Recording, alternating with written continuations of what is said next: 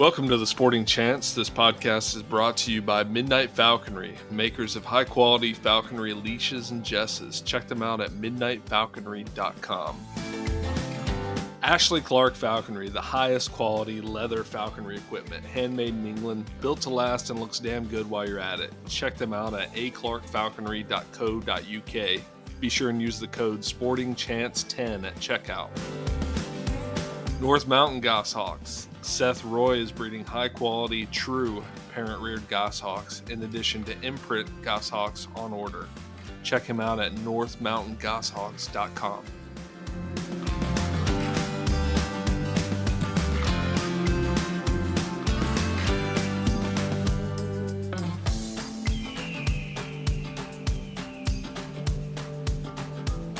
This is the super sensitive spot, and it didn't hurt at all, which was weird. All right, everyone, welcome to the Sporting Chance podcast. I'm Aaron. I'm Casey Everett. And we are joined today by young Harry Dalby. The Maryland legend. Yeah. Definitely not that. What do you have to say for yourself? Tell the people a little bit about yourself. Fill them in. Yeah, I've been falconer in Maryland throughout my whole falconry career. I've been doing it 6 years now. Okay. Not that long. But flown red tails, Harris hawks, flown apple motto, and currently flying a goshawk. Harrison, we have a special surprise for you today. Okay. Ladies, come on in. I got all the women you wronged. Come on in. Give me a long wait. Yep, we got him. Now's your chance. That's hilarious. That's good. Dude just like crapped his pants. That's good. Okay, so you've flown like a little bit of everything. You flew an Aplo, you flew Harris hawks, red tails. How many red tails did you fly before you switched over to Harris hawks? Because that was the jump from red tails to Harris hawks? Yeah, I flew the same little red tail for 2 seasons, and then I was like, those 2 seasons I like wanted to cast fly, like in my head. I was like, that's all I wanted to do at that moment. Like first year general, probably like a lot of people, but I wanted to be as successful as I possibly could. Like I wanted, like everybody I was going out with wasn't as successful. Like there's always one bird doing a little bit, and then one bird doing it all. I wanted it to be like trying to see if I can get both birds to both be like on. Yeah, I personally witnessed your cast fly, and Yeah, so you did a good job with those birds. they were a lot Is of it fun. true that you changed your name to Harrison because you love Harris Hawks so much? Yeah. It is? No. Oh, okay. His name was Derek at one point. And Now, my birth he's name in the process of filing papers to get it changed to Gossie. Yeah, Gossie Dalby. No, if he had another name, it would definitely be Kyle. It just looks like a Kyle He does look like a Kyle. with the truck, with the big truck and the posts. It's definitely Oh, Kyle. for sure. Just missing the tats and the Monster Energy drinks. Can't drink Monster. It's making me pee too much. You gotta pee. You have to finish the Monster and then pee in the bottle. That's the pro tip. And then punch a Isn't that wall and slosh And then the can everywhere. And then when your bird misses a slip, just smash your skull through like a chain link fence. Just like split my knuckles on a tree. Just split your knuckles on a tree, or just throw your bird in the air and scream and then kick stuff. Nobody in this conversation's ever done that. No. Falconer. You also run a dachshund, Harrison. I do. I got him from Lancaster Puppies. He's been doing really good this past season. Cool. Is that a puppy mill out in Pennsylvania or something? Yeah. I actually got him from Kentucky. Nice. And you never ran the Harris Hawks with him, did you?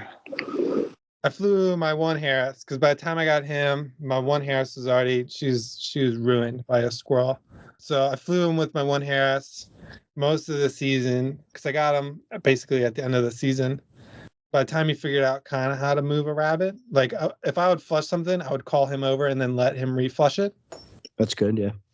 So that's all I would do, because if I like sat and just waited, the Harris would get like too bored and just immediately smoke him. Immediately put him into a roll. Was So she I would go, was I she would binding fuss, to kind him? of keep her like interested in what we're doing and moving. Oh yeah, she would bind to it. Yeah, bind to his face, have his mouth clamped shut, have the other foot on his neck. Oh my She God. had- Oh, so she was like predatory with him. Oh yeah, it took a lot to get that fixed. How'd you fix it? What was I know you were talking to Steve It was that Lehman. Steve, it was that Steve Lehman trick. Explain that for the audience. Whenever the bird looks at the dog, so I would send him out in the backyard and throw like a tennis ball or whatever out there.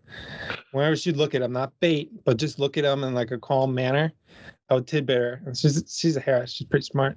She'd put it together pretty quick. So then she would like look at him and then look right back at me, waiting for food. So then I would make her like look at him a few times, and we did that for like a week. Were you tossing a tidbit out on the ground, or were you handing it to her? Handing it with your like to her face, or like up on the glove? To her face. Okay, and she was taking it from your fingers. Mm-hmm. Yeah, no, she won't throw a foot up at me. Okay, so how long did that take?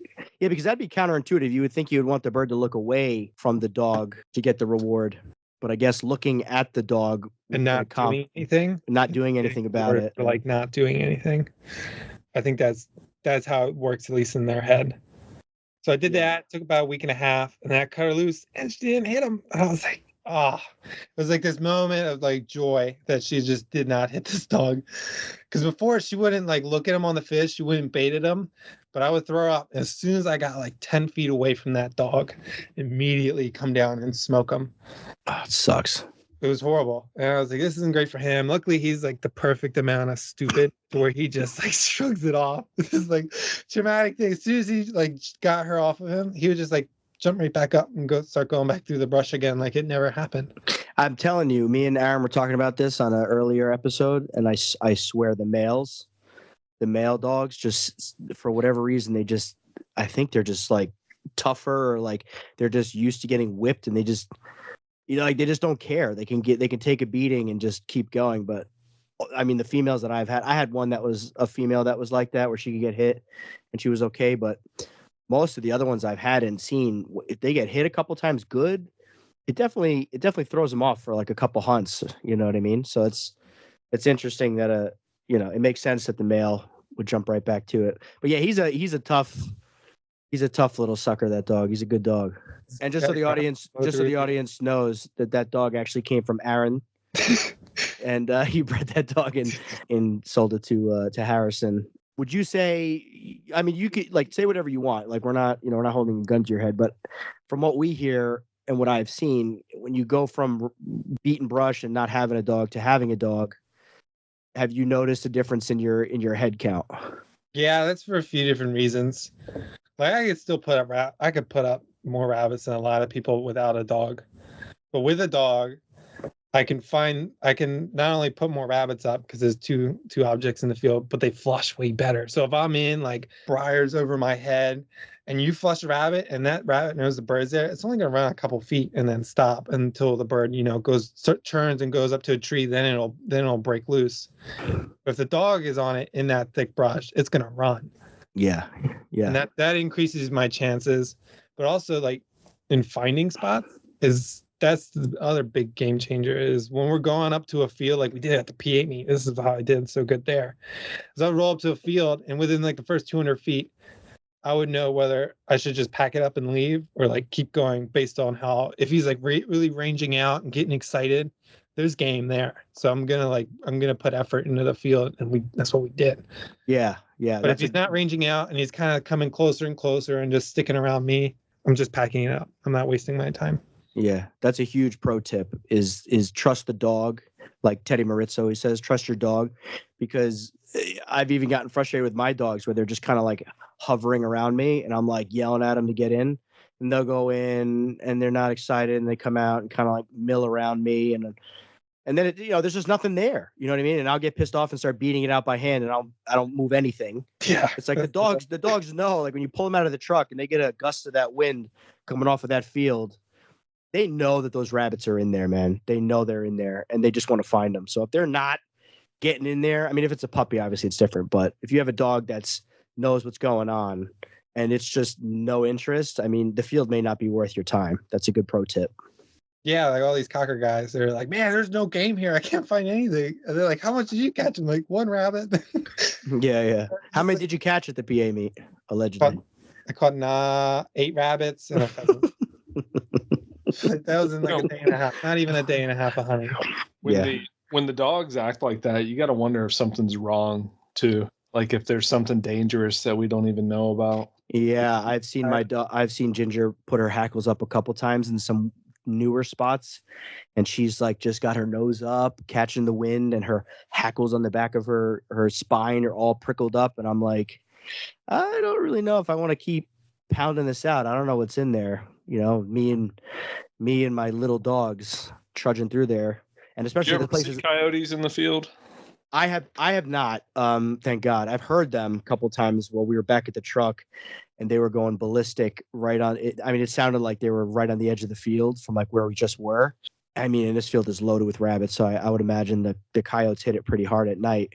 And I have not, but I've seen many bears. I mean, since I moved up to this new location where I live now, we found a mother with a cub. The cub was like maybe a pound or 2. Eyes were still closed. She was denning just on the ground under a bush, and the dog started baying something. And, we run in, as you guys know, you run into raccoons, possums, stuff like that. Like it's like hiding in the brush or up on a log. So I'm like trying to get in there to see what it is. And I just see this giant wall of fur through the briars. And I'm like, that's a bear. So I start calling the dogs off, and then she plows through the brush, and I just see her running through the field, up over the hill, through the open other field, and just going through it. And then I keep hearing, they keep barking, and then I keep hearing this like weird noise. I'm like, what the heck is that noise? So I circle around and crawl in there, and there's like this big depression that she dug out, and there's a freaking, not even a couple week old cub in there squirming around. And so we just called the dogs all out. We left the field the next day, and I hit it with binoculars from a far away distance, and I could see that there was no nothing, no movement, no nothing. And I crept in there, and I could see I didn't want to walk up on it because I wanted her to go back, to get her cub. And I walked up on it, and I was probably like maybe 30 feet away, and I could see there was nothing left in the depression. So I hope she came back. Usually from what I read, they'll come back and take the cub to a new location somewhere or something. I would think if their instinct is strong enough to kill somebody over a cub, they'll come back to get it. Yeah, too many bears by me, man. Yeah, it's wild stuff.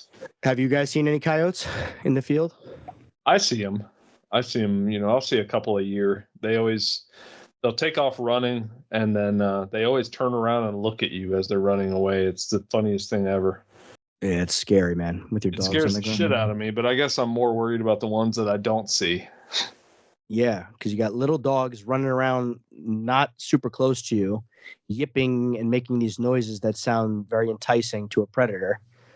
And, it happens, man. They'll run in and snatch one of your dogs. It's scary. How about you, Harrison?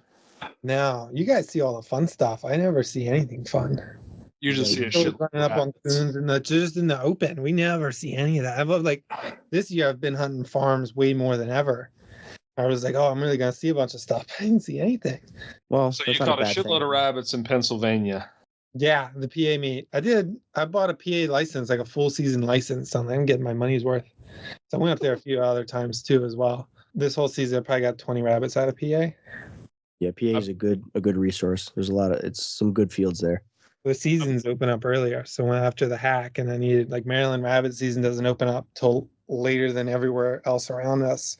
Yeah, which is weird. It's drive 45 minutes up north, and then I'm in PA. I bought a one-day Virginia license one time, and for like $75, and caught nothing. That was like that hurts so bad. Yeah, it's the worst. Yeah, it sucks. Virginia's expensive. Jersey's cheap though for the 3-day. Was it like 30 something bucks? Yeah, that's crazy cheap. Yeah, Jersey's cheap, and then I think PA is 30 something also, because I didn't buy the season thing, but I went there 3 or 4 times this year, so I could have just bought the season, small game license for $100 and something, because I must have spent at least 120 going there 4 times. I just don't want to take a risk getting caught and getting anything on my my DNR record. Getting 'Cause I jammed up.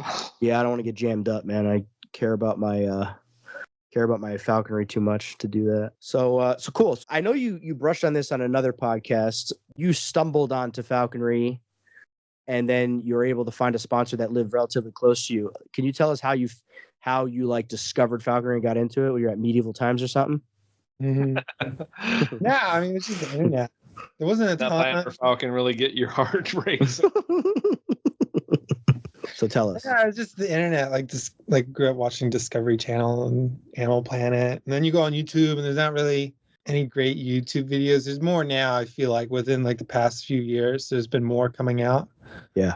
But even 6 years ago, there wasn't a ton. There was some older stuff where the footage was all real fuzzy and just didn't look great. There was that guy Max Powell, and then you think that's good falconer when you're like before you know anything, and then looking back like, oh, that guy sucked. Wait, was the Max Powell guy? Was that the guy that did like hand gliding too? Yeah. Oh, and it was he had the bird Karen, and he would like put rats out and like store-bought rats. Yeah. That's him. That guy. Oh my god, dude. This is my argument for posting falconry online. Is like there's guys like that. They're idiots, and then people who don't know anything see that and think that he's like pretty good, but he's not. So might as well post something from somebody that's like decent and like kind of knows what they're doing, as opposed to like idiots like that. Yeah, because that. I mean, as casual as that guy made it, it was more of like a joke, and you can clearly see because he already had like 200 something thousand subscribers to his hand gliding Toyota off-roading page, and you could tell like it was clearly he just wanted to try to get another group of people to subscribe to him. That was clearly what it was, because he didn't do anything to make himself better. He didn't try to find game real. I don't even think he caught anything with that bird.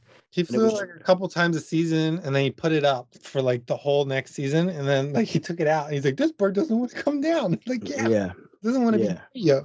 I just remember like the great example of why falconry, if you get into it, it's got to be your main bitch. Yeah, got all these other hobbies that are real time consuming. It's gonna like ruin you. So what, Aaron? You was sponsored by the Northwoods guy? I think so. That's hilarious. I don't know why that just cracked me up, but that was funny. What's that, Brad Woods, I think? Yeah, he's a nice guy. Yeah, he's a nice, I guess. I mean, I don't know anything about him, but he likes long wings and selling gear. He deserves some shame if he sponsored that guy, because that guy was dog shit. Yeah, man, he really was. And I'm not one to talk badly, but he well, not publicly, but he was. Right. But I was just reading through those comments, dude, and just other falconers were just like ripping him apart in the comments, like every single comment.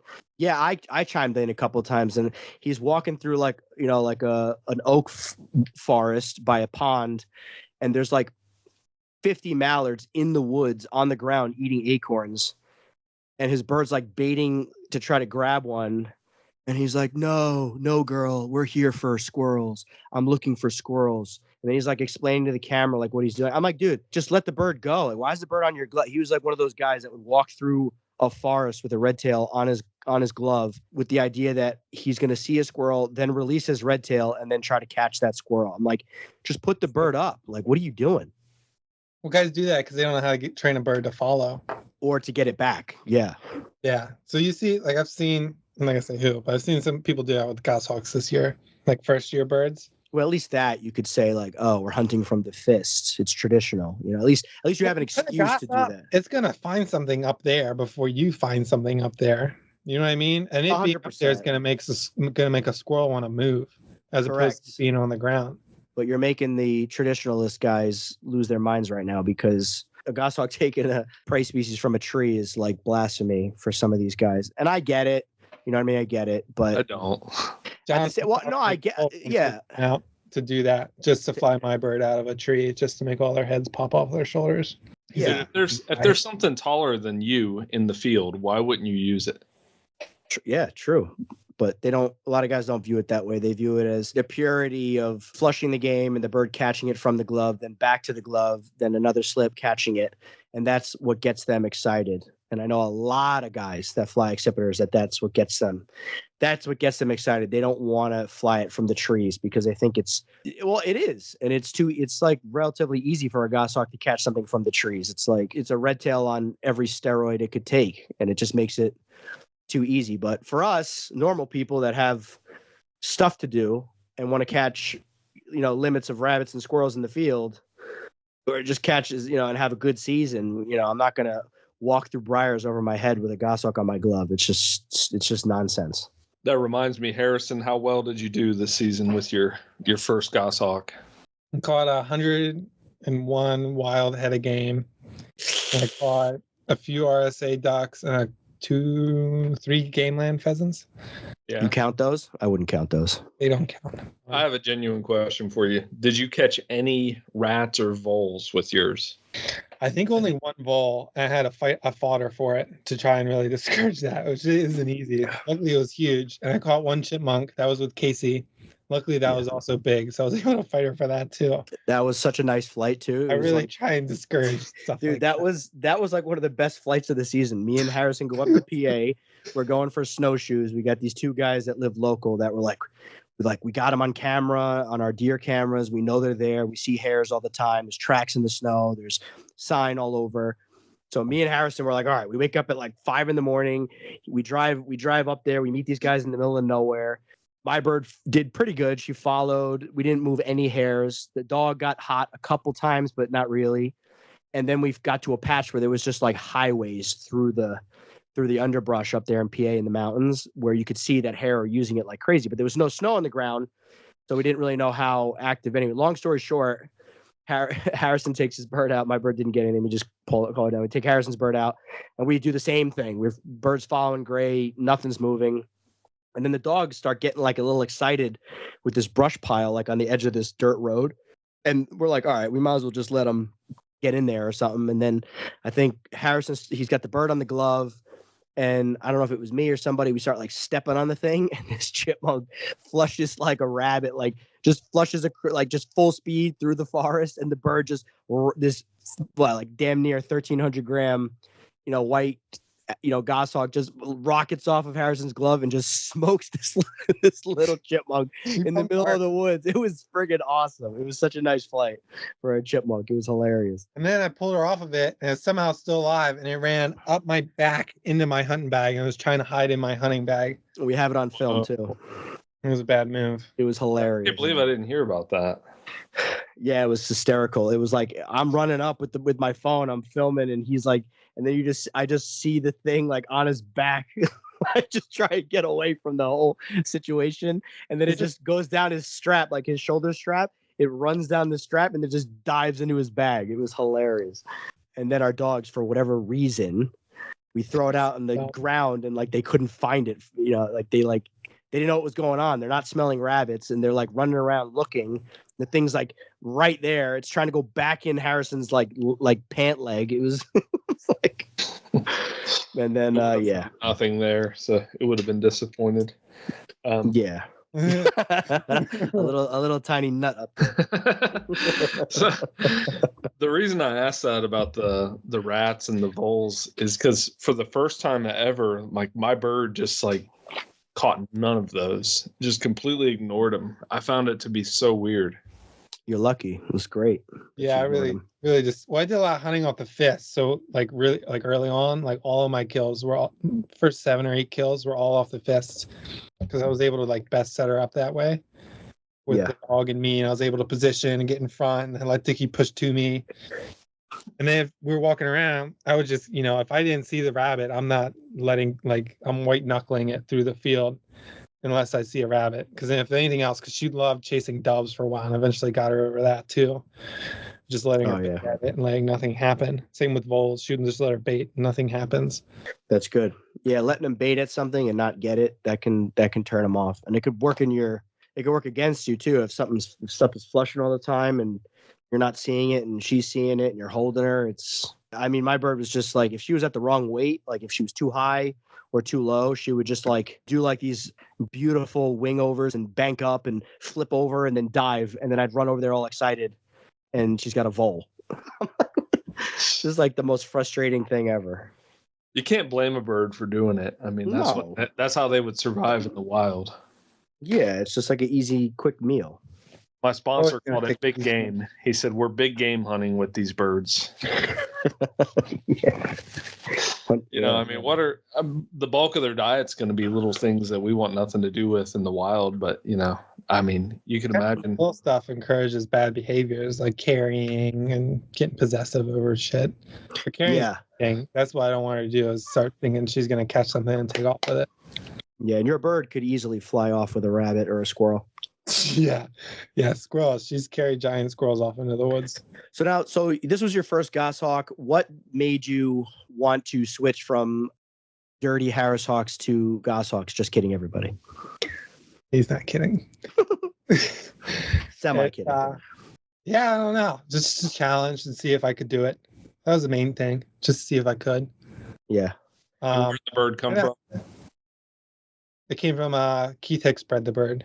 Yeah, he makes good birds. I've flown 2 of his birds. He makes good birds. They're I'm looking for more of a challenge. I like the white birds. I don't like pure fins. I don't like how they look when they're young. I'm not big fans of how they look when they're older either. I think NAs are the best looking, but what I have is a close second. Yeah, and especially if you're going to spend money on something and $500 more, and you can get a white version.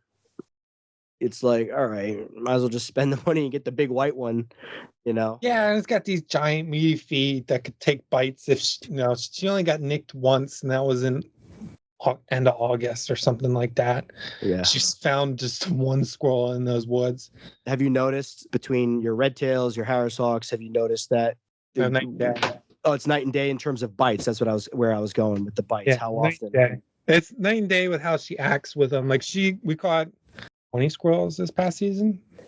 It's not a ton, but enough, I feel like, to say that, like, if she doesn't immediately get it by the back of its head, she's going to let go. And she normally will reconnect on the ground with it and get it on the back of the head then, which I'm fine if she loses it. I'm not. Yeah, I've had to put birds down because of a squirrel bite, and it's like, I'm okay. If this $3,000 goshawk wants to lose a squirrel. Yeah, it's not. Yes, that's my experience 100% is if they don't get it, goshawks, especially if they don't get it right on that first grab, they'll let go of it, or if they're midair, they'll flick it like, ew, get off me. They'll flick it like midair and then follow it to the ground and then just bind to the back of its head. And then they'll actually hold on to it. That's what I've noticed with goshawks. So I don't understand why everybody gets triggered about guys chasing squirrels with goshawks, because they don't seem to have that tendency to like just let themselves get bit like other species. They seem to be more selective. They're listening to those old falconers. Yeah. That old mentality of falconry. It's like, no, I don't know. I took like almost 30 squirrels, give or take, with my first year goss this year, and she got barely any bites, scratches, anything like that, because like you said, she would just drop them if they started biting her. Yeah. So that's pretty much the experience that most people that hawk squirrels with goshawks, that's like across the board is how it works. So unless you're flying a bird like razor sharp, starving to death, any bird's gonna get chewed to shit if you're flying it super. Like Harris hawks, you gotta fly them. Every bird you gotta fly heavy on squirrels, so that way they're willing to let go.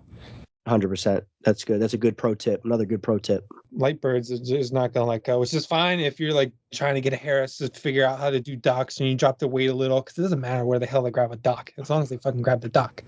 That's what matters. And that's what I did with my bird. I dropped her 15 grams just to get her to bind the ducks. And she did, but she would always get pulled under and she was getting like, they were like fucking drowning her. She's got to get them by the head. That's the thing when you, if you take somebody that's new out or somebody that only flies, that only does really shitty falconry, and your goshawk grabs a squirrel and then lets it go and the squirrel gets in a hole and they look at you like, with the judgment in their eyes, you're like, yeah. Go fuck yourself, dude. Like, sorry, I'm not flying a razor thin red tail or Harris hawk that's gonna hold on to it because that's the only chance in hell it eats. Yeah. Yeah. You hear guys talk about like, if you can fly 100 feet, it can go lower. Dude, they're saying like, guys at the PA meet were like, "Oh, my birds regularly crush their keels, and because they have no meat, so then like their keels feel like just crushed bone." And that's not good. So you got the bird from Keith Hicks. It was an imprint. You drove out there, you picked it up, and then could you talk us through like how you imprinted it? You don't have to get super detailed, but a little detail would be good for the listeners because you did very well with the bird. The bird is a top-notch game hawk. It does really not get any better than that. I've watched the bird catch an easy limit, not even a challenge limit, in less than an hour in the field with zero aggression on the kill. Typical, all imprints have a little bit, but just Harrison would just flick a tidbit to the side. Bird would hop right off to the tidbit.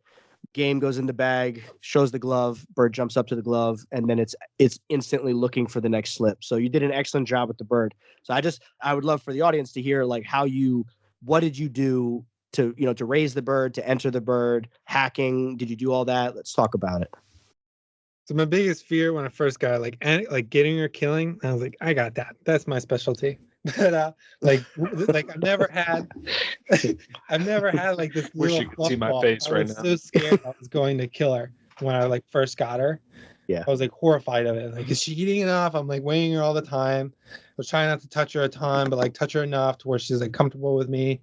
So we did all that. I waited, held off on the hack till she was like almost hard penned, because I wanted to get a track pack on her and I wanted her body to be close to the size that it's going to be. You know what I mean? Right.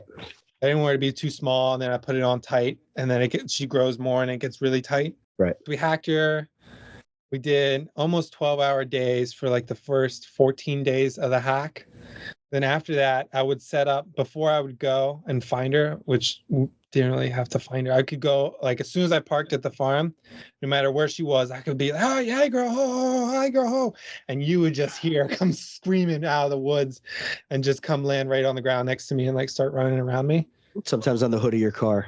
Yeah, she was. That was funny. So after 14 days, before I would call her, I would set up like a carcass drag somewhere and then run the line around a tree. So that way I would go to her and call her down. And then I would like do like a little bullshit with stick in the one hand and her on the fist and just beat. And then as soon as we get to it, I would like drop the stick and pull the line. And then the rabbit, like this rabbit, I'm quoting, and nobody can see, but the carcass would come out and then she'd smoke it like immediately. Boom, boom, boom, boom. And we did that every day from day 14 to day 25 when I stopped. So like 25 days total. Of the hack, and mock hunts. Yes. And then now, we just maintain the mock hunts. Even if like days we didn't, see anything after the hack, I would always have a carcass set up in the woods. So even if we like didn't see anything, she always saw something. You know what I mean? In her mind, she saw something. In her mind, she saw that rabbit slip out and she caught it. And that's all that mattered. And then you saw it first, like you saw her first kill. As soon as she got one rabbit that actually busted in the open. Oh, yeah, it was done. Yeah, it was done. It was like, and I just turned my GoPro off. So Harrison's like, I think my bird's ready. Let's go. So we meet up at a field that we both knew of. It's a good field. And we're just, I got my North American, he's got his bird and he pulls his bird out and we're just, we got a couple flights. The bird's chasing hard, back up on the glove, following along, or like from the fist. And then I remember I had my GoPro on, I turned it off because I'm like, oh, nothing's going to be here in the dirt with this tuft of grass.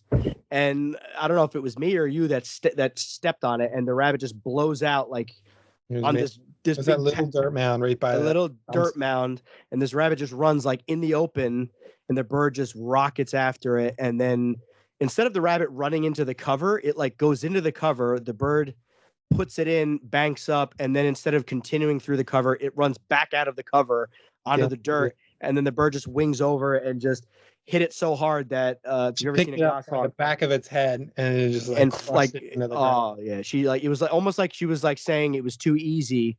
I'm gonna fly for a couple feet with this thing. Like she lifted it up off the ground, and then just one of the most beautiful flights you would ever see. And that was his first kill. It was amazing. Yeah, if only rabbits stayed that dumb all year. Yeah, she's given many rabbits this past season a flying lesson. I got videos that I just heard like picking them up from their ass and just like making them fly for like 5 feet.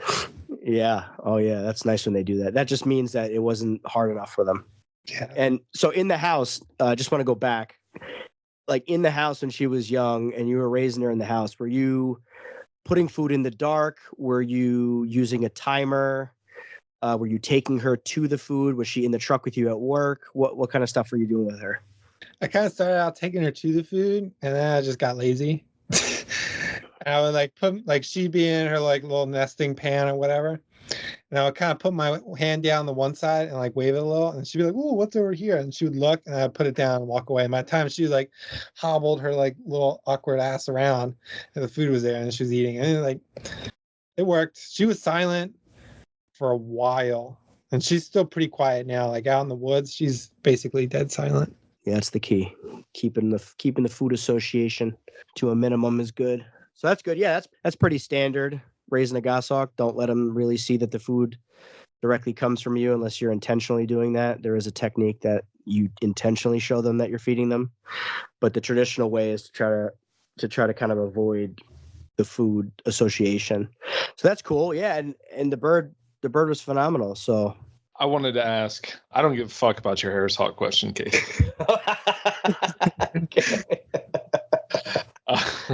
Harrison, I wanted to ask about the hack. Okay. I've never hacked a bird. Mm-hmm. So can you talk us through that? Yeah, it was scary because especially when they're like you first put them out there, they're turds. Like she like I could barely a couple days before it, I couldn't even get her to come like be willing to jump out of like off the top of a picnic bench. I would set her up at this park and then pull the carcass out underneath of her, trying to get her to get comfortable coming down, and she wouldn't. I called Casey. I'm like, dude, she's not coming down. He's like, she's fine. Just cut her loose. So blaming it on me. $1,000 bird. What's he care? Yeah. So I did, and I cut her loose, and she didn't move anywhere. Like the first 4 days, she was at like the same. I would put her up like, I don't know, 8 feet up. I would like way above my head. I'd put her up so that way if something comes low, they can't really get to her. Like a fox. I didn't want to put her on like a stump. You know what I mean? Yeah. So I put her up high, and then I would just leave her 12 hours. And then she wasn't leaving. Like day 5, I was always like coming back. She was on the same perch that I put her on, like in the morning. So then like day 6, I went around and like put her on the backside. It's this big abandoned farm, and it's all fields except for in the center of these fields, it's just woods. And I'm like, this is good because I can kind of contain her from ranging out crazy far into neighborhoods and stuff by like putting her in these woods surrounded by fields. So I put her on the backside where I've never put her before. And in the evening, I came back and she was on like the first perch that she's been on for the first 5 days. So I think she might have been flying around, but she's coming back to that perch because she knows that's where she gets to eat at the end of the day. Interesting. Yeah. So I put her back like completely different spot. She's never been there. And like went in the evening and she's back on that same vine. I got a picture of it. She's back at that same exact spot. So I was like, oh, all right, you little turd. You are flying around. You're just coming back here. Because, in the evenings, starting out, I would just immediately, do like a quail. I would drag a quail out from a bush or whatever and just let her eat as much of it as she wanted. I just let her fully pig out on it. She ended up getting almost 1,400 grams during the hack. Nice. And which probably helped a lot with building muscle because she had all that extra weight on her and energy. 100%. With putting on muscle. And I kept her heavy for a while hunting with her. I kept her at least 60 to 70 grams heavier than what she flew at the end of the season, which I also think helped a lot, especially when squirrels and then she's chasing a squirrel up a tree and then all the way down and all the way up, having the extra weight on to build that muscle. She was just ridiculously strong at the end of the season. Yeah, flying them heavy is sometimes it'll cost you slips or it'll cost you the bird following nicely through the trees. But the result though is that you get a much more fit bird that has a lot more power and doesn't get tired really as quick, which is nice. Interesting. Have you guys ever heard of somebody losing a bird on hack? Yeah, Mm-hmm. I have. Yeah, it happens, but the percentage, I think Tyler Sladen did a poll one time. I think it was last year he did a poll asking, how many people have lost birds on the hack. And I think it was like less than 15% of people that did the poll lost a bird during the hack. Did they comment how they lost it? Like, did they just never find it again, or did it get killed? I don't think I remember. I know a falconer who last year his bird got killed, and it was a little tearsol, which is yeah. I think males probably die way more on hack than females. Like Lizzo, does he know what killed it? To be reckoned with. It was a great owl. He got chased. It got chased off, and then didn't want to come down, so he left it out overnight, and then it got killed by a great horn. You know, one of my friends, she was out hunting during the day. She flushed a great horned owl that was on the ground eating something in the middle of the woods. This is like, 2:00 in the afternoon. And she got over there, and it was a huge female red tail dead. Oh my God. And on top of it all, the female red tail had a squirrel. So she found a dead red tail, a dead squirrel, and the great horned owl flushed off of it. So we have to assume the red tail caught a squirrel. The great horned owl saw it happen, flew down, grabbed her, killed her, and started eating her. She said the squirrel was still warm. So this had all happened, in a short time. So great horned owls will still kill and hunt during the middle of the day. Unless, if they have rabies. And nothing can fuck with a great horned owl. No. Yeah, there really isn't anything that can mess with a great horned owl.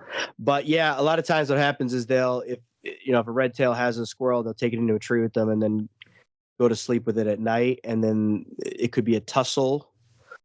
But she said it was warm, so it doesn't matter. But I would think that the great horn would have nailed it at night, early in the morning, and then tried to take it from it, and then they get into a scrap, and then the great horn's feet are just so powerful that it just killed the female, and then it just started eating, what it had in its feet, which was the red tail, But yeah, that's what they do. They sneak attack at night like cowards.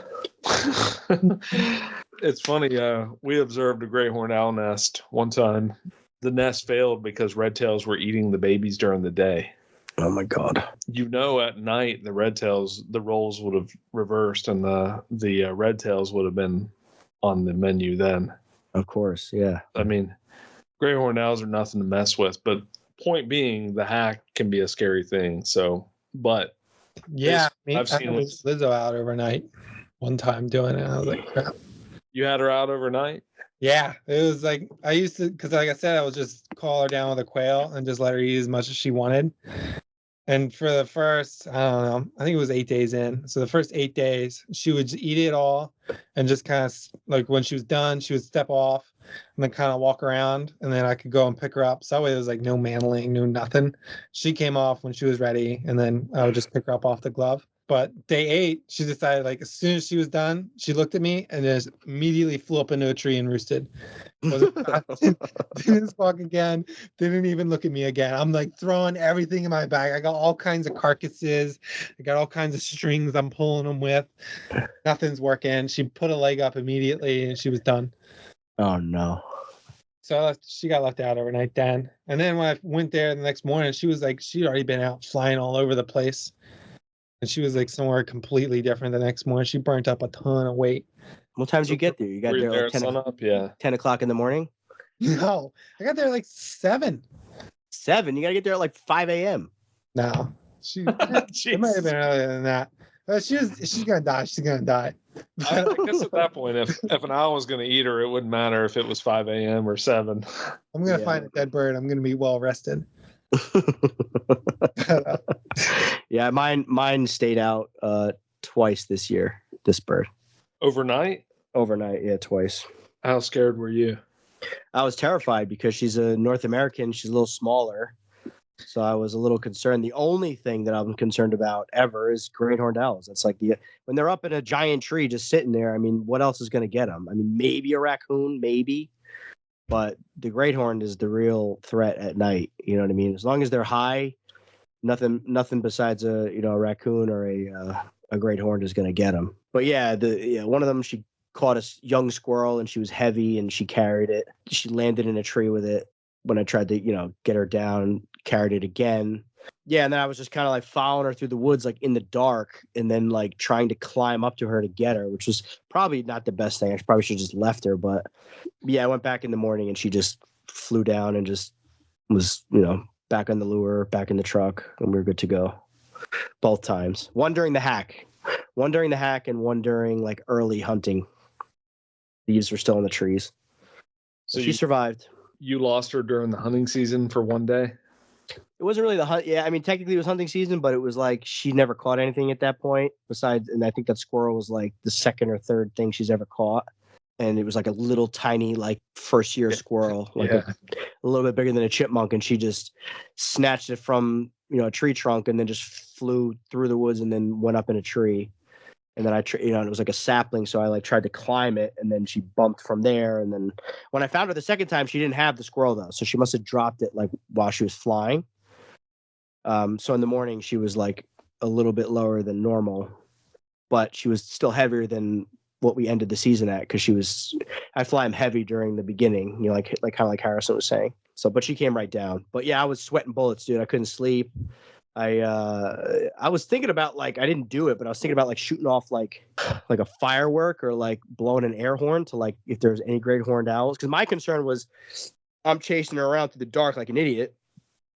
And am I pushing her? And then if there's a great horned owl nearby watching this bird roost, are they going to come and smoke it like as soon as it, gets darker?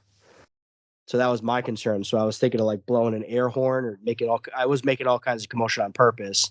I wonder if like anybody's done anything like that to like mitigate great horned owls or like put like a strobe light or something like in the field or under the tree to like freak everything out around it. I don't know.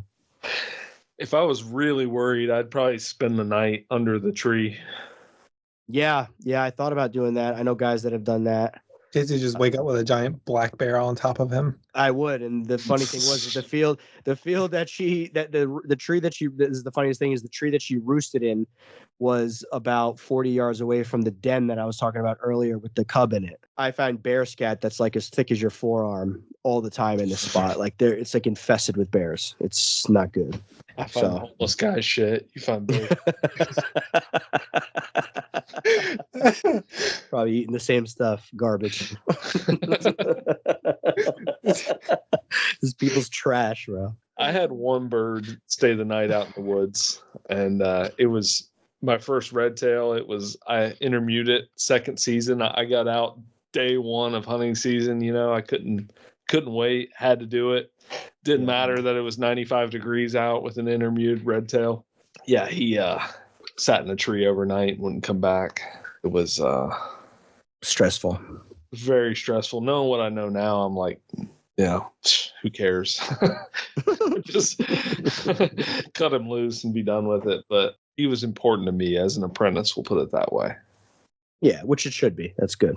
Yeah, my sponsor instilled the fear in me of not being able to catch another bird. He was like, I had an apprentice one time that we couldn't even start. It took us a whole season to catch him a bird. So he was my apprentice for 3 years. And I knew nothing when he told me this. So I was just scared to death. Yeah. It took me a while to trap my first bird too. That whole season, but I definitely started late. I trapped her in the middle of January. Damn, that is late. It is late. Yeah. But she came out. Did you get to hunt with her that season? Oh, yeah. God, I think almost 20 head a game. That's good. She was really little. We did a blood test because we had no idea what sex she was. But turned out to be a female that flew heavy at 880. Like you could barely pinch her keel, and she was 880. Wow. But she was quick as shit on squirrels. She really was murder on them. Yeah, the big giant females are not always the best for squirrels. Everybody thinks they are, but they're not always the best. No. They're great for rabbits. Oh yeah, they'll pound them into the dirt. So what age were you when you got your first bird? And like, was your sponsor driving you? Were you guys driving around road trapping? Were you up on a ridge? It was road trapping. Road trapping? So I followed my sponsor around for a year I think I started hanging out with him right when I turned 15 and 9 months or whatever, because that's when I got my permit. I remember driving with my dad to his house when we first met him that summer. And then I would go, my mom would drop me off at his house because I didn't quite have my license yet. And I would road with him. I think the first time we went trapping with him was during this blizzard. And my sponsor is crazy. So I was like, we're riding, and it was in this blizzard, and we're riding up this road going out west. And He's like, there's all these semi trucks and cars just spun out in ditches, and he's got like a banana and protein shake in one hand and like his flip phone in the other, and he's like steering with his elbows, and it's like you could barely see out the front windshield because there's so much snow coming down. I just think, oh fuck. So I'm there, I'm listening to him say all these horrific things on the phone to these people. Like, about what? What would you mean horrific things? I say any more than that. Oh, but, okay.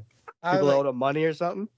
No, probably some of that too. But it's like I like grew up real sheltered, so I was like, I've never been around old guys. So now it's like a common thing. But holy fuck, this guy's going to hell. Yeah. But yeah, no, it was like, then I hung out with him more. I hung out with him a whole year and before I got my license, because I waited till I had my driver's license, and then I trapped a bird that season, got 20 kills that season. Kept that bird because I didn't have her for a full season, so I'm going to keep you for a full season next year, and that's what I did. And did good with her then too. Then got a Harris from some other Maryland falconer who could only get her back with like a BC trap. He's like, I remember going out with him too, and he had a cast. This is my experience with casts of Harris Hawks before I had my own. It was like they sucked. He like went out and like he had to leave these birds out overnight and then come back with a BC trap the next morning. To get them back. So that means they're way overweight, because you can normally fly a Harris Hawk overweight in a cast because it's got competition and they'll like race to the glove. They must have been like ridiculously fat. Because he was throwing, like, we had a live quail and we were throwing it into the tree, like tied to a string at these like Harris Hawk's feet, and they weren't even throwing a foot out on it. That's not good.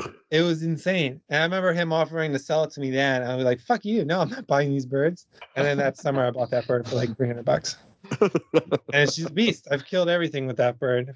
Killed, multiple 12 plus pound Canadian geese with that bird. There's a dude down here that to get his Harris Hawks back, he puts a chucker out and sets up a bow net.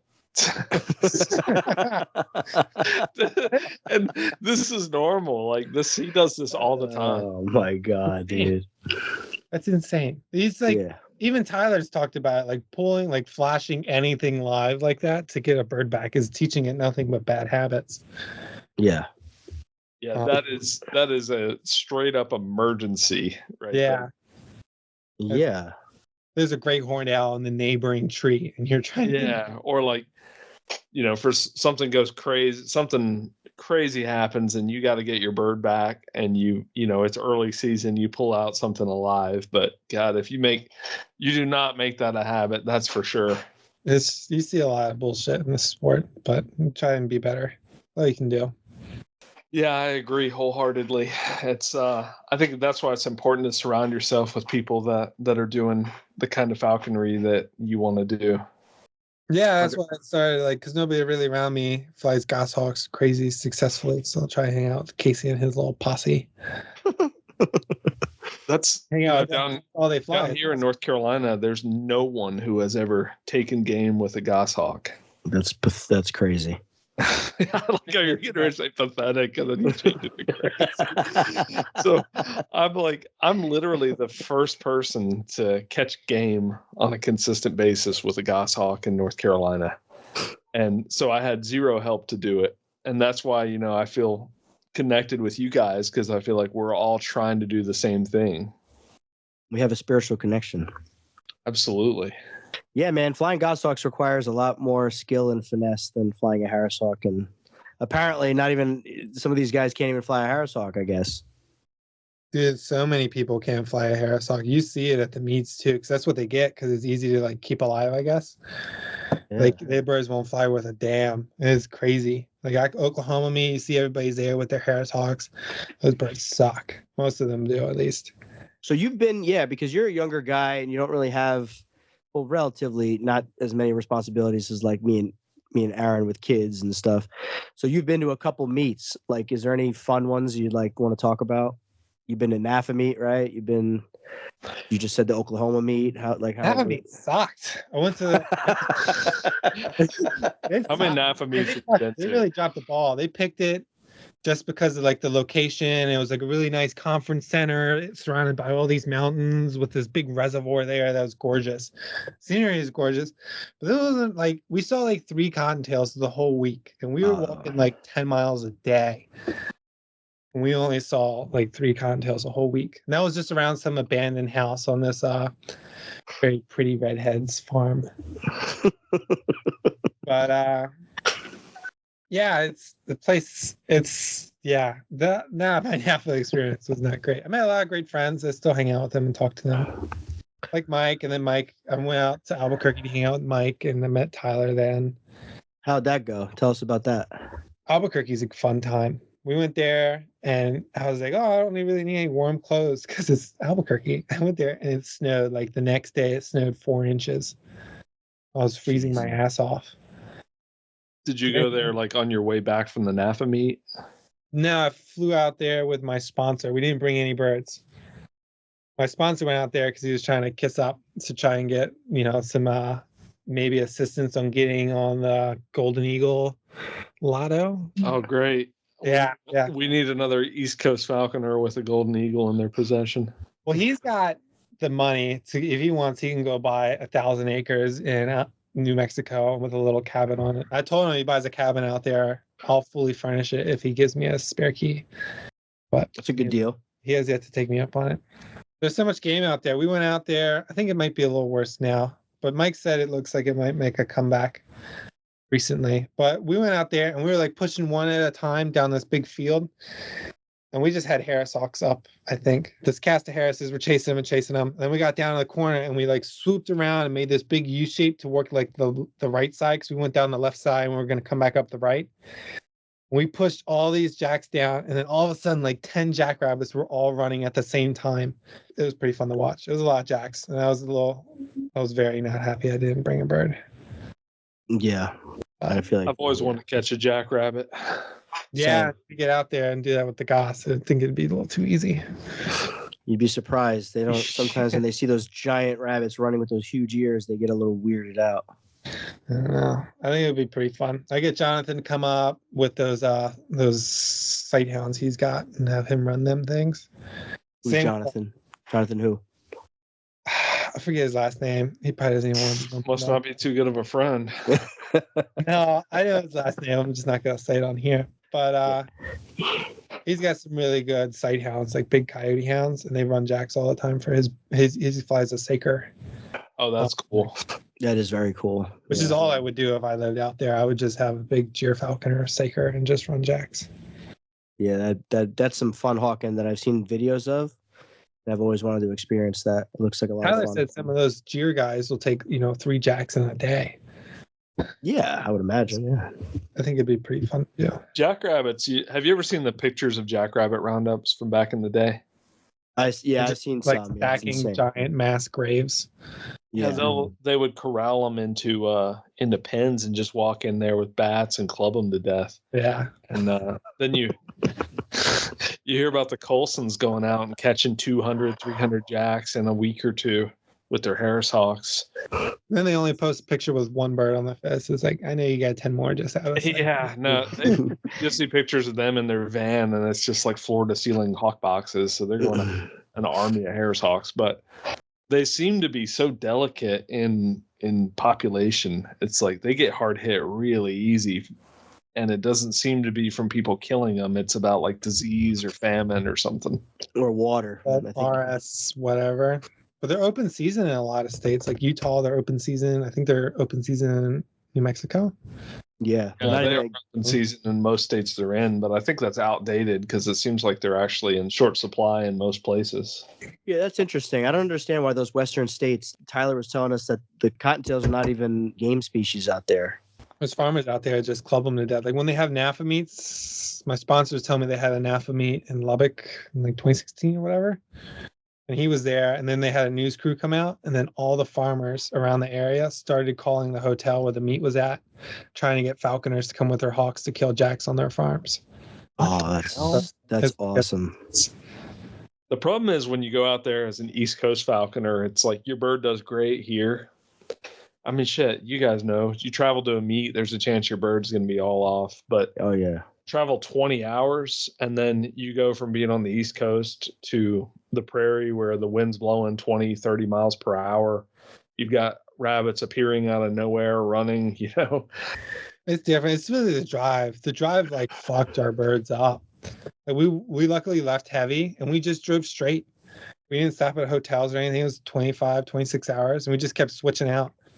That's awesome. Falconer, and we got out there. Since we drove straight, we're like, oh, we don't need to weigh them, but we should have, because they dropped like 300 grams each, the Harrises. It was crazy. Luckily, like 300 grams. Yeah, it was. Dude, he's not lying. That's will. crazy. But luckily, we left heavy. Like we left with like them heavy with a full crop, because then they were only like 50 grams under hunting weight, which isn't horrible. And we got there a day early, so we let them eat up, and then they were fine the rest of the week. But Yeah, his peregrine did not take that weight drop well. Yeah. And she he couldn't fly her the whole week because she did not want to gain weight after that. She was only she wasn't crazy low on her hunting weight, but that he left heavy with her too. But that that quick weight drop, just sitting, she wasn't baiting or anything. We were watching her just sitting there, stressed, burnt so much weight over that 26-hour period. I just got offered the possibility to fly a peregrine this season. Is JP trying to get rid of his? No, like a fresh one. Like it would be I would fly. Raised? I got to talk to him. Either a chamber raised or a parent or a imprint. I don't know what he wants me to do because he wants it. He would probably want it back for breeding. Would never fly one over here. I'm getting that lantern for abatement. Yeah. Tell us about that. Tell us about your abatement endeavors. Well, I gotta say a whole bunch about that, but I'm getting that lantern for abatement. Just refuses to answer my question. I'm not refusing. I'm redirecting. I will not answer that question. No, we're getting that lantern for abatement. Pushing seagulls out of different places around Maryland. And if it slows up, I would 100% transfer that lantern to my hunting license just to see what I could do with it. Because I've hunted with a micro, I've hunted with a boodio, a paraboodio, and a sipiter now. But I wouldn't say an applomado is a full-size falcon. No. If I got that lantern, I'm going to train it to the fly out of a soar, I think, right now. Tyler had his, and I think he did off the fist. That's where he had those 3-mile flights, which I do not want. But I think I would do out of soar because I've seen some pretty badass videos of guys kicking up partridges and those things just knocking them right out of the sky. They go up high because they're all wings compared to peregrines. They got little smaller bodies, but these huge wings. So they get up to 2,000 feet pretty consistently. And I think that's pretty fun, especially now that I got what's his name, Greg, and his spots. Try and get see if I can't get a female lantern on some ducks or something. Yeah, that'd be fun. You're gonna do some drone training. What are you gonna do to get them to go up? No drone training. I think they go up pretty naturally by themselves. I'm gonna play it by ear. But I've heard a lot of same with drones and the RC lure machines. They can get wed to it very easily. Yeah, you basically, the idea is to wed them to it and then to break them of it later. Then they're in this habit of just going up, the whole process behind it. Yeah, I don't know much about long winging, so that's why I kind of think it might be a fun idea to try it this year. And I already have a made goshawk, so what I mean? Might be fun. And I live in an area now where I could go to big open fields with ducks and theoretically have success. So that'd be fun. But yeah, I don't know much about it. So you're not going to talk about the abatement. That's okay. I guess we just got to assume what he's doing is illegal. Yeah, I guess that's it. Fully licensed and insured. It's just there's a lot of male falconers that get their panties in a bunch when you say the word abatement. And it's probably jealousy that you're doing something that they're also doing but not getting paid to do it. You know what I mean? Yeah. They don't like it, and it's fine. More power to him. That one guy in Tyler's comment section, he's like, how come you get to take the birds out and get paid? And Tyler's like, I'm not getting paid. He's immediately jumped to it. He commented on every post about it, and was immediately all upset and, throwing a hissy fit because... Was that a Maryland falconer?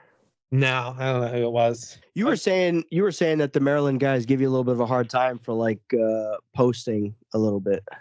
Yeah, I've had one of them call me up and threaten to report me to the state after throwing a whole tantrum on the phone for 5 minutes. He says he's going to report me to the state for the videos and pictures I post. Like, that's a law-breaking thing. Did he explain how? Or I was like, he's like, well, Peter does this and Peter. He kept saying that. And he's like, you haven't been doing it as long as I have. You haven't known the troubles that we've had. I was like, dude, look, I'm going to keep doing it. If you don't want to post, don't post. And I know why he doesn't really post, because I don't think he really kills a whole bunch. right. And then he sees me out there killing 4 in a day. A lot of falconers get angry with that. When if you post something or send me a picture that you caught 4 in a day and I didn't even go out because I wasn't feeling it that day, I'm pissed. I'm going to go out the next day. I'm going to like fucking bust my ass. I think that's how most of our group is. I know. I get it. You have a very you have a very competitive personality. I'll say that. You post, I'm like, motherfucker. I'm like, and it's January. I'm having like the winter blues, and you went out. And I'm like, I'm all pissed. I'm kicking myself about it. And the next morning, I'm out like 8:00. Yeah, I still caught more than you this year, though. It's because you went out after you waited for me to throw the towel in so you could like gauge how much more you needed to do. That's right. If you were real serious, you just would have dropped your bird's weight yourself, Harrison, and went back out. Yeah. I thought about it, but then it was like all rain for the next 2 weeks. And like, I'm not doing that. Yeah. By the way, this is the first time that I'm admitting this publicly. I didn't actually catch any more. I just wanted to get you really pissed off. Did you really? You fucking asshole. I just took an old picture. And I'm like, this fucker. I know, you lost your mind in the group chat. It was so funny. I posted I went through like what photos did I post and send, and I found one that was like a different angle that I never shared with anybody, and I just sent it to the group chat. I was like, I just felt like catching 4 more, whatever. Oh my God. And Harrison lost his mind because I beat him. The kid went out and caught 101 just because I caught 100. You know what I mean? So I just had to rub it. I had to get him going one last time. But yeah, no, I never actually did. I didn't catch anymore. I only caught 100. So yeah, still beat me, Harrison. Congratulations. Yeah, you're the winner, Harrison. Yeah, well, look at it now. The playing field's going to be leveled for everybody because Dickie's on his game now. So you got Ginger, who was on her game all season because she was still recovering. I'll give you a little bit of slack. Yeah, she was a little postpartum. We had a little bit of that going on. But next year, all our dogs will be on the game. Why don't you tell us a little bit about Dickie? How you got him? Like, what age did you get him? What did you do to get him started? Because he's a good dog, and now you're killing groundhogs with Teddy. You're digging stuff. You're doing hole work. Like, talk us through that, and I want to hear about your time with Teddy. I got him at 4 months old. He's on the clearance section of Gamekeeper.com website.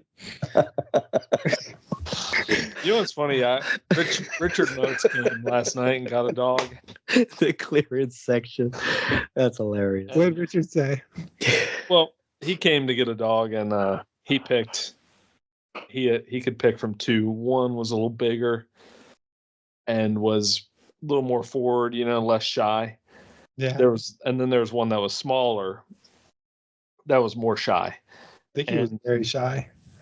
And I went and grabbed a piece of rabbit, and both of them were super shy. I grabbed a piece of rabbit and I dangled it in front of them, and it was like the switch turns on and they're just going ballistic trying to get this little piece of rabbit. And I said, see, they both have interest in it. So one is bigger. So if you want to do holes, that's the downside. The other one's smaller, but he's shy. So the shyness is the downside. He ended up with the small one. And I told him that, it's just a roll of the dice. You don't really know what you get. You have a foundation of a good dog, and then it's yet to be determined which pup is going to end up being better. I think it's a lot to do with how they're raised and like what disciplines you put in place. Yeah, they all have the potential to be great. I told you from day one, you've just done an incredible job with that dog. He was very shy when I got him. So like other dogs, like especially Teddy dogs, they're very like outward. They want to range far and they want to go. Dickie, I had to like do the opposite. I had to like get him to range because he just wanted to hang out with me. His parents don't range too far either for the most part. And I prefer that. Oh yeah. I like a 50-foot 50 to 100 foot. Because any farther than that, it's too far. I prefer it because that way you're not as worried about a coyote snatching them, or you're not as worried about a car hitting them.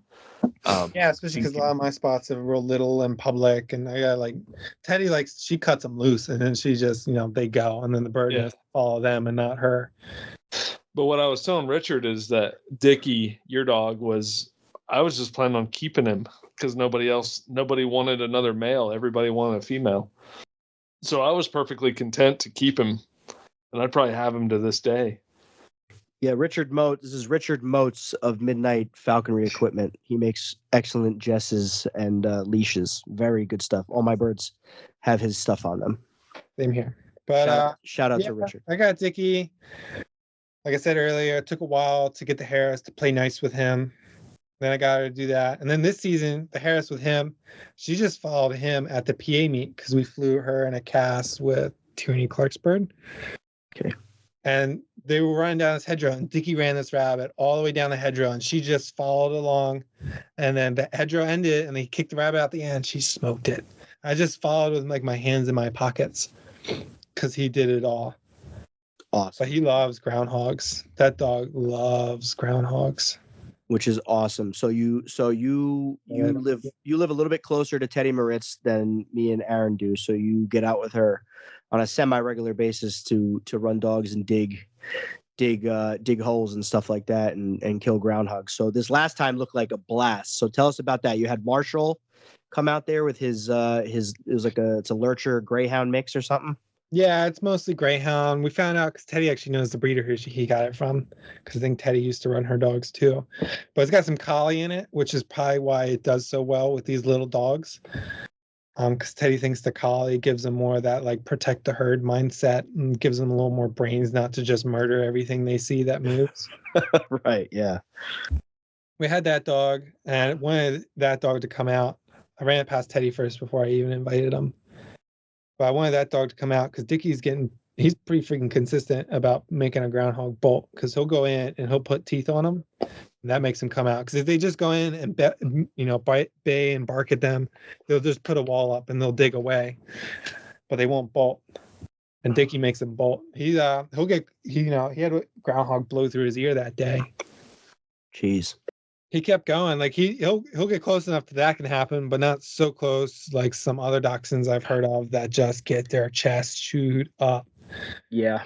So it's like he gets close enough, but he'll back up, and then if they move away, then he'll get on and like bite their ass, and that's what will make them run out to that Lurcher, and that Lurcher just scoops them up. So you guys met up. You all meet up at was it one of your spots, one of Teddy's spots, one of Marshall's spots? One of my spots. One of your spots, and then you meet up and you're just looking for groundhogs running into holes, or you're just checking holes with the dogs to see if they're hot? Like I did some scouting like a week before, and if I'm looking, like I just let Dickie work, and if he wants to go down a hole, there's a groundhog down there. Yeah, that's my like as soon as he tries to go down a hole, there's something down there. And we met a little later because when they sleep at night, they wall themselves off, so not a lot of scent gets. They can't really check the holes well. Got it. So a week after I, scouted, like, all right, this hedgerow's got a whole bunch. It should be really easy digging. We had like at least 3 or 4 holes that Dickie was like trying to go down just in one hedgerow. So I was like, all right. So we met at 10:30 there. We probably should have met at 11. We probably might have found a couple more groundhogs in that hedgerow. But we met at 10:30. Let the dogs work. Me and Marshall went a little too fast, and Teddy kind of schooled us on that because her dog ended up finding the first one and going down, and her dog found it and pinned it, I don't know, 15, 20 feet from the hole. How far down under the ground? She has the collar, so she's 3 feet down. Okay. She's down 20 feet away from the entrance hole. And she's tracing it out with the wand that's corresponding with the collar that the dog is wearing. Yep. So then once we figured out, because you can hear him too, like her dog's got it's pretty soft voice. Dickie's got like it bellows out of his chest. You don't even really need a locator for him when he's baying a groundhog underground. We found it, so we dug like a 2 foot by 2 foot hole with the shovels at first. We got about halfway down, and then she's got this digging iron that she'll use to probe the ground to figure out where the hole is. Because sometimes you dig down and it's a little off to the right or to the left. And you got to be really careful with that. What does that thing look like? Like a steel digging iron. Like a rod or something. Yeah. It's just like basically a like one of our beating sticks, but all steel. I think it's 5/8 thick or whatever. It has a big spear. Does it have like a big, not big, but like a shovel tip on the end of it, like almost like a giant spear, kind of?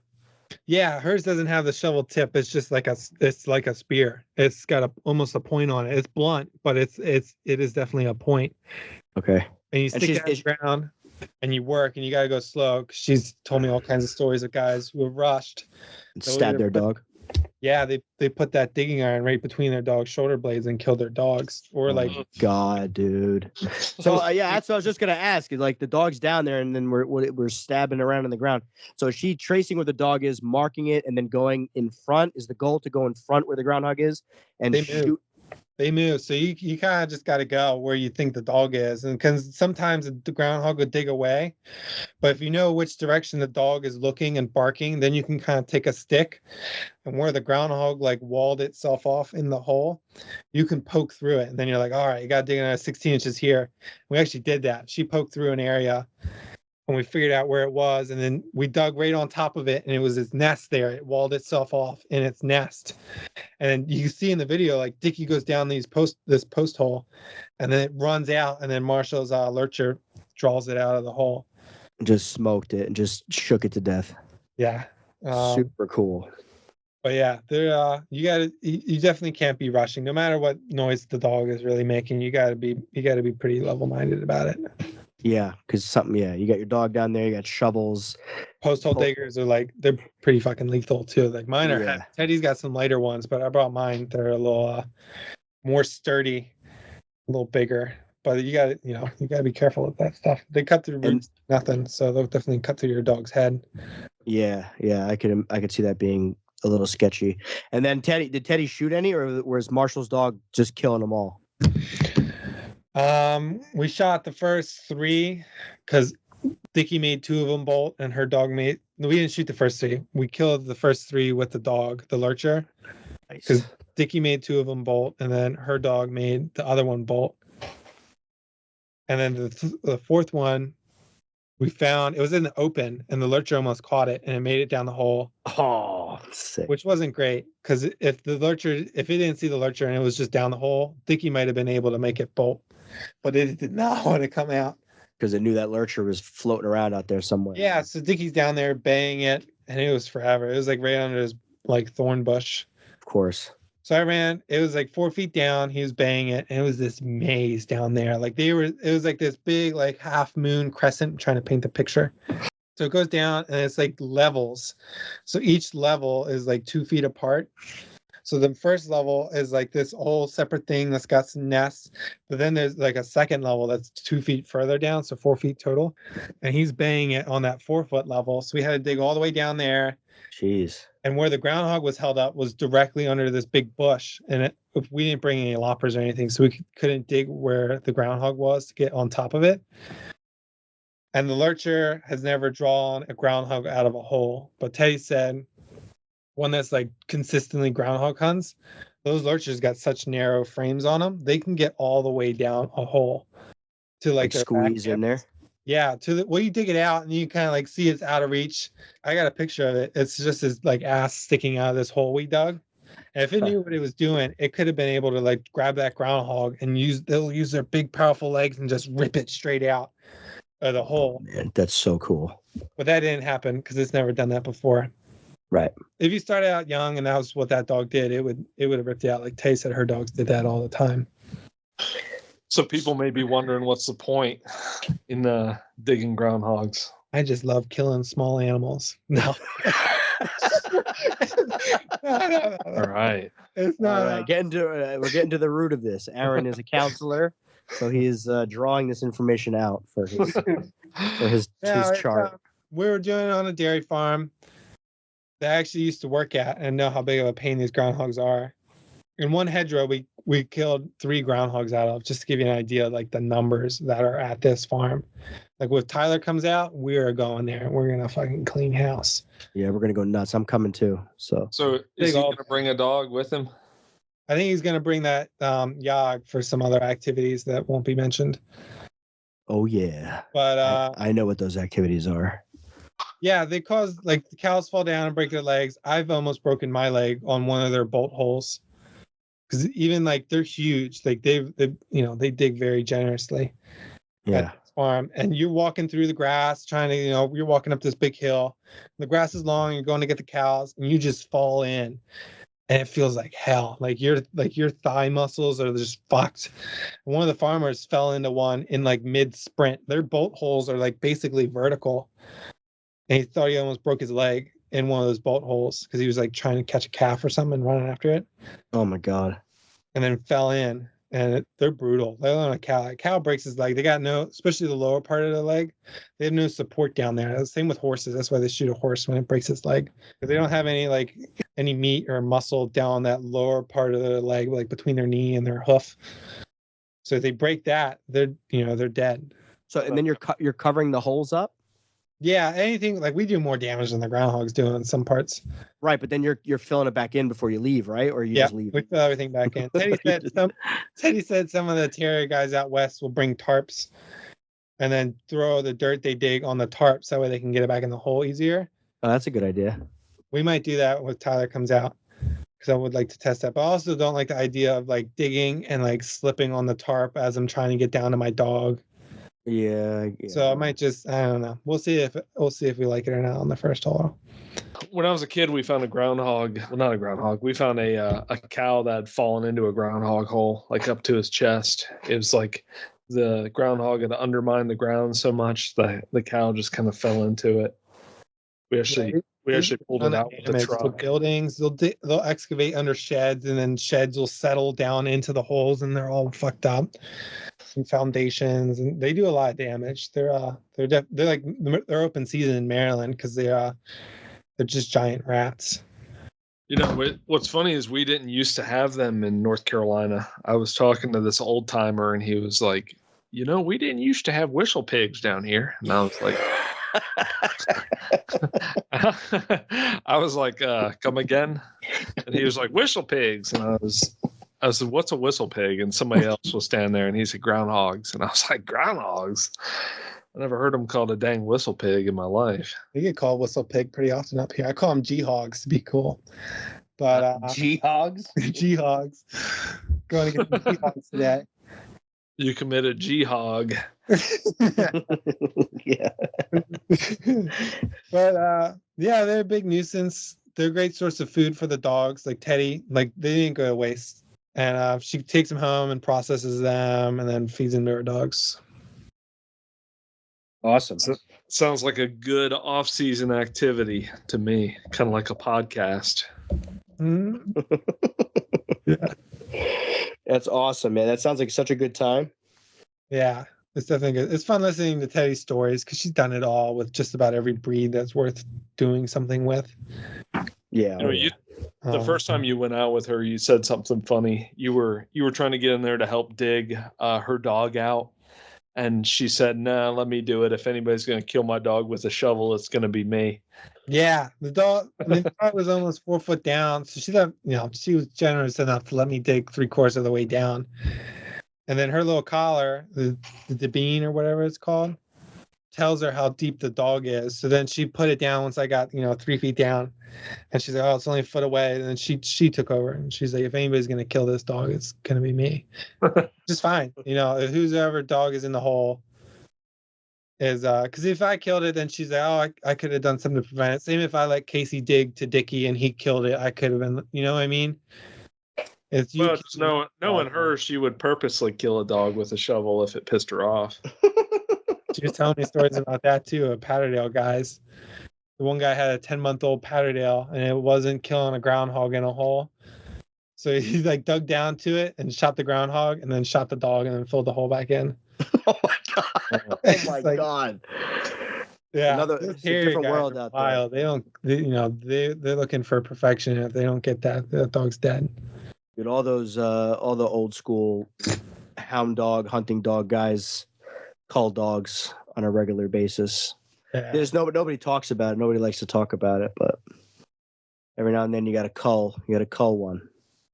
I'm too soft for that. Oh yeah, just sell it to a pet home or something. Yeah, give your crappy ones to Richard Moats. Oh, yeah, and, he's gonna do great with that dog. I'm excited to see how he does. It should blow that Decker out of the water.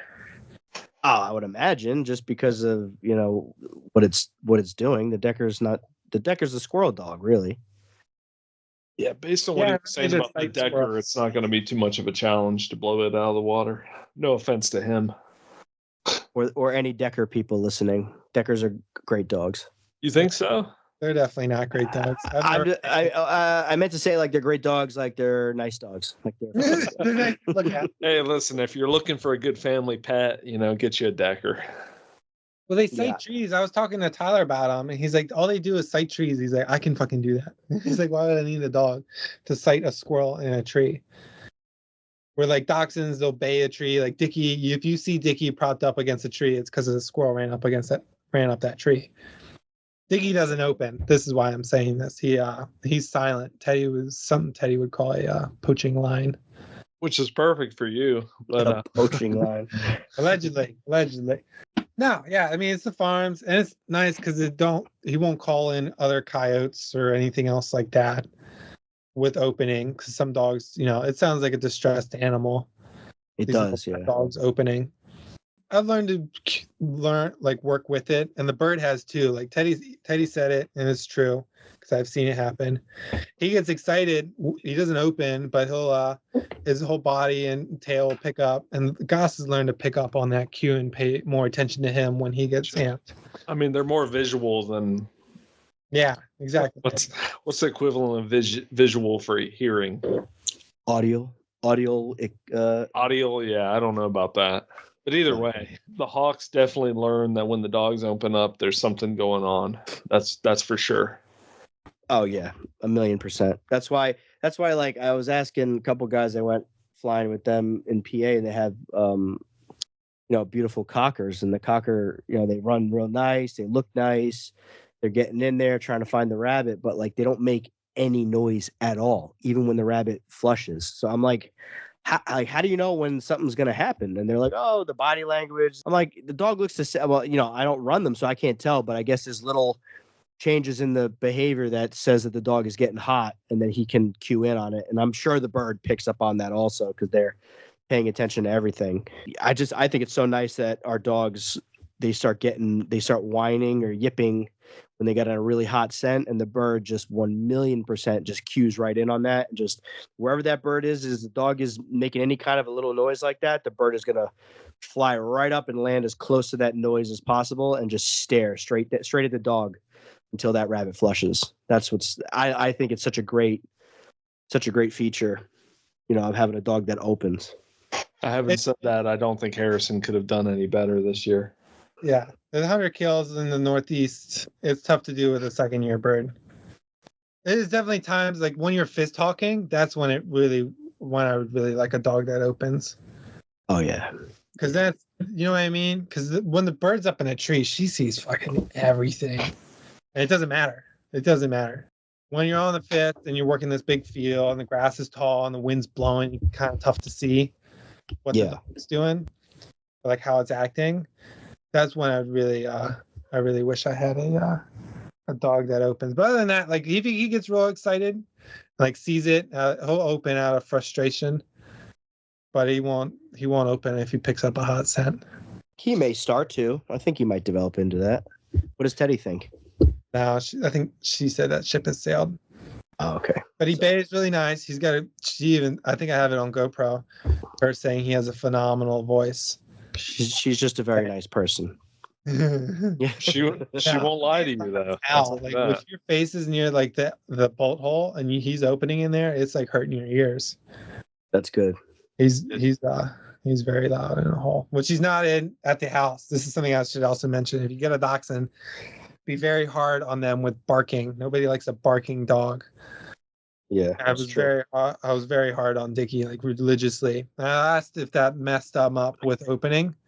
And possible. her Teddy and Jill both said it's an impulse. You shouldn't, like, same with Bang, like it's an impulse. It's just there. You know what I mean? Yeah. Yeah. He's not gonna like hold back because I yelled at him or hit him with my hat or something like that. Yeah. He's just gonna do it. And he does it when he sees it. When he sees it, it's like when he opens. But he's opening out of frustration because he can't get to it before the bird does. But yeah, opening is nice. But he's doing a great job. What are your plans? What are your plans for the rest for next season? Just fly the lanner for abatement, and then just hunt the crap out of Lizzo. Yeah, hunt the crap out of her. She's gonna be the one who feeds all the other birds. Dan was getting on me about not hunting with the Harris really at all that season, but I didn't need to. It's not like she's not a bird I have to put up after a kill. She's like, I can just fly her all day and kill. Like, as long as there's game moving, it's like, kill as much as I want with that bird.